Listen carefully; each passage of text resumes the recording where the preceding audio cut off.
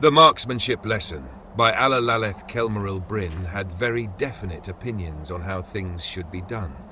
Every slave he bought on the day he bought him or her was soundly whipped in the courtyard for a period of 1 to 3 hours, depending on the individual degree of independent spirit. The whip he used, or had his Castellan use, was of wet, knotted cloth, which regularly drew blood, but very seldom maimed. To his great satisfaction and personal pride, few slaves ever needed to be whipped more than once. The memory of their first day and the sight and sound of every subsequent slave's first day stayed with them throughout their lives. When Bryn bought his first Bosmer slave, he ordered his Castellan to whip him only for an hour. The creature, which Bryn had named Dob, seemed so much more delicate than the Argonians and Khajiiti and Orcs who made up the bulk of his slaves.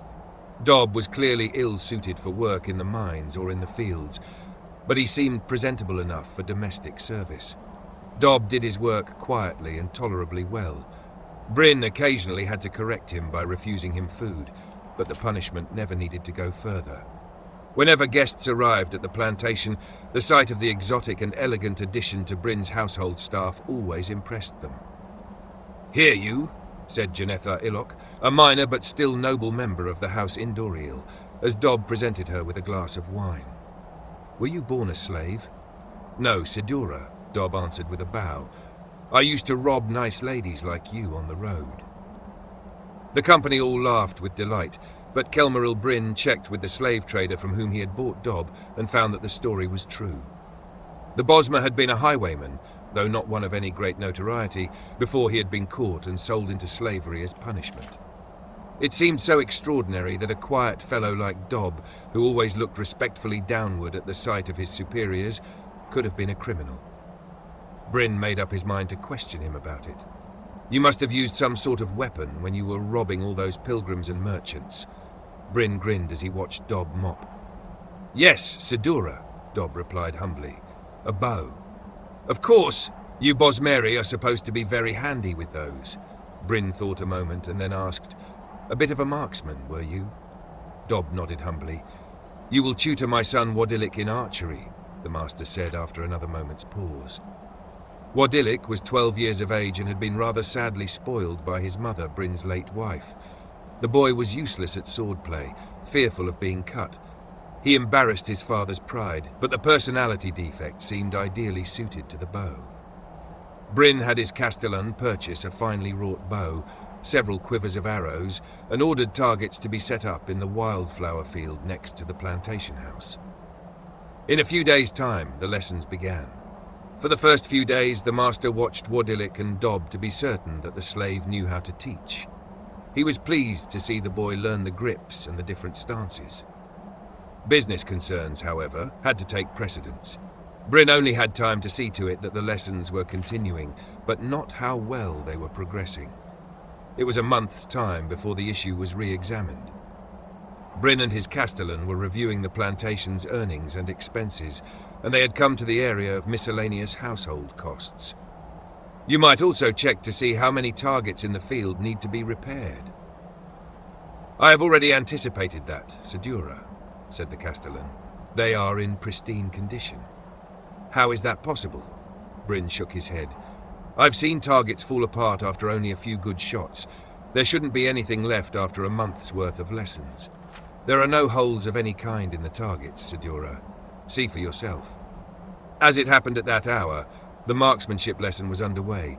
Bryn walked across the field, watching Dob guide Wadilik's arm as the boy took aim at the sky. The arrow flew up into an arc, over the top of the target, burying itself in the ground. Bryn examined the target and found it to be, as his Castellan said, in pristine condition. No arrow had touched it. "Master Wadilik, you must pull your right arm down further," Dob was saying. "And the follow-through is essential if you expect your arrow to gain any height." "Height?" Bryn snarled. "What about accuracy?